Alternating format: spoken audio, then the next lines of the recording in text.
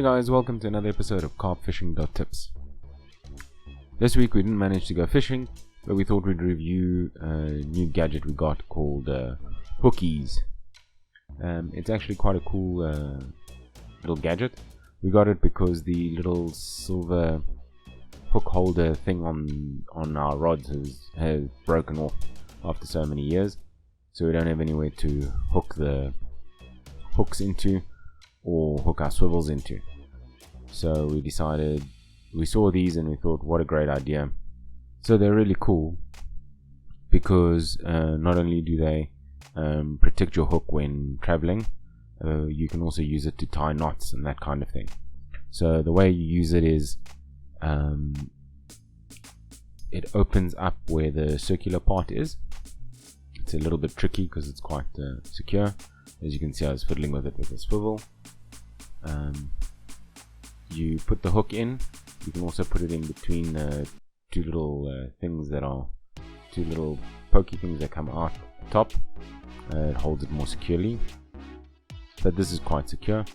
And then you can just thread the braid on. This braid's quite thick. I bought it specifically to do tutorials or reviews with.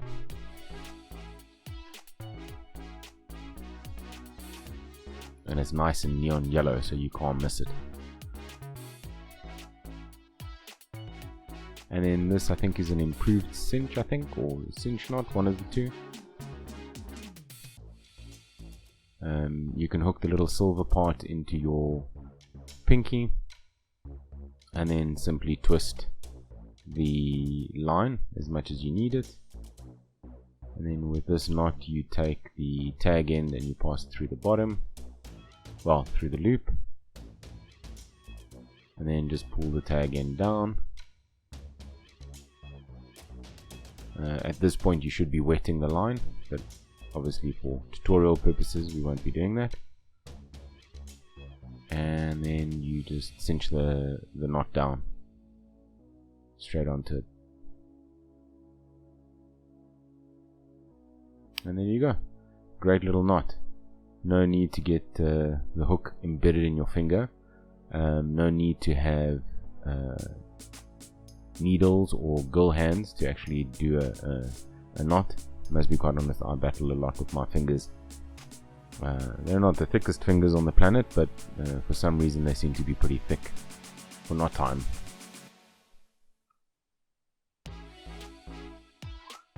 And then it's got a little cutter at the back where you can cut the knot, cut the tag end off. Again, this braid is quite thick and all the rest of it, so it's a bit difficult.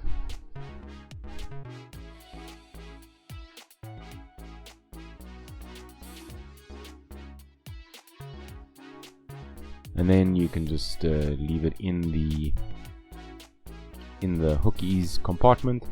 Take the silver part and put it through a rod ring or through the bail arm of your reel, and that's it.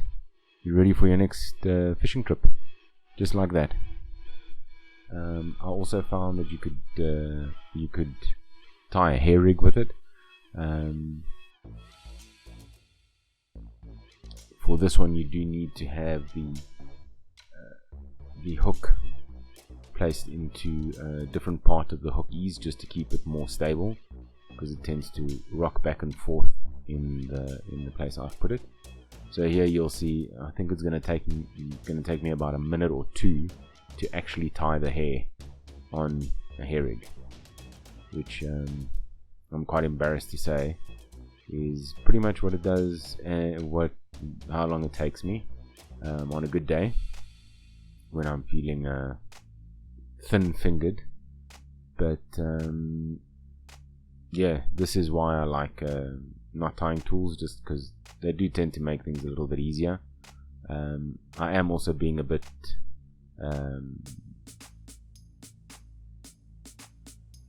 stubborn here, where I could just get a baiting needle and use that to get a hold of the loop and push it through. But I thought this was a good way of showing you guys how I battle sometimes. Or you could also just make the loop a little bit bigger, or You know, there's a few ways to solve this problem. It's not the be all and end all that you need a tool in order to tie these knots, but the tools just make them much easier to do. So here I'm just putting the hair rig into the I'm just cutting off the tag end of the hair rig, just making sure it's pulled as tight as possible.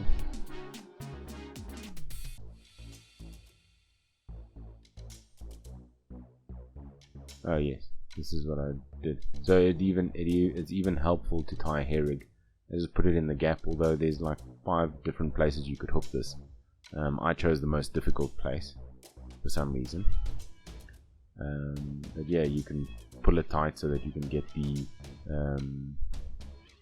the hair to actually be nice and tight and tied down so that it doesn't come undone. Although it's not the end of the world if it does come undone. Suppose you can try and retie it back on, or you can just snip it off and just put the hook bait straight on the hook. That's what I mean by it not being the end of the world. At least your hook is still in place. So here I found that if you hook it in the bottom there, and if you put the hook in between the 2 top little what do they call it? So this is where I put the hook the last time, and as you can see, the hook kind of moves around. It's not very stable, which is fine if you're tying a knot directly to the eye of the hook, but when you're trying to snell well, I don't know if this is a snell or a knotless knot, but I always forget the name. I always forget which one's which. But here you can see that it's kind of moving all over the place, and it's not really holding steady.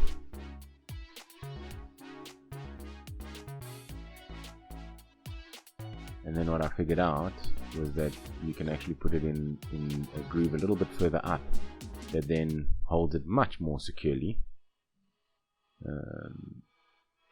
As you can see, I've read the manual and forgotten it already.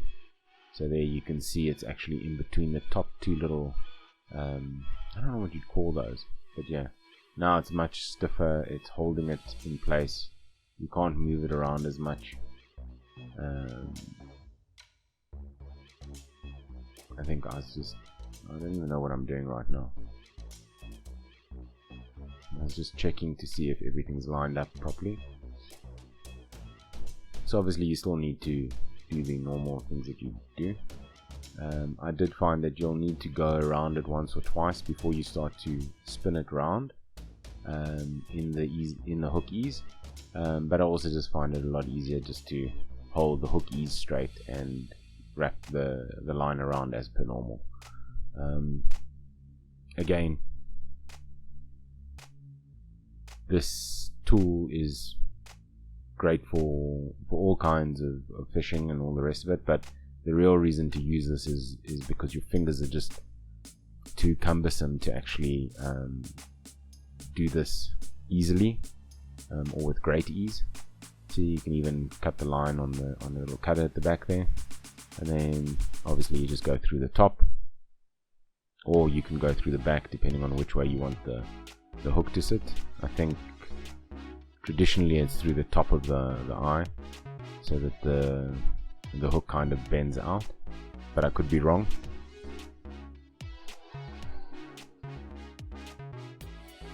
And there you go. You have a hook with a hair rig, and this hook is a size 9, I think, number 9, I think. So it's a biggish hook, but most red fillet traces are around, that you buy in the store, on more or less about an 8, 9 or a 10 size hook. So it works perfectly. It did exactly what it needed to do, and I'm almost hooking myself there. So this tool's like really cool. I did do a swivel, which I messed up the footage of that. I don't know what I did to it, and this is what I meant by hooking it into eye-ring. So instead of hooking the hook into the rod eye, you can use it to hook it onto the rod, and it's not going to bang around, and you're not going to worry that you're going to stick your finger through it. So this is our review of Hook-EZE. It's a cool little tool. It's a bit expensive here in South Africa. You get two for about $200. But hey, if you don't have any other knot tying tools and you're looking for something that'll keep your hook on the rod in a safe place, this is a great little tool. Anyway guys, that's it from us.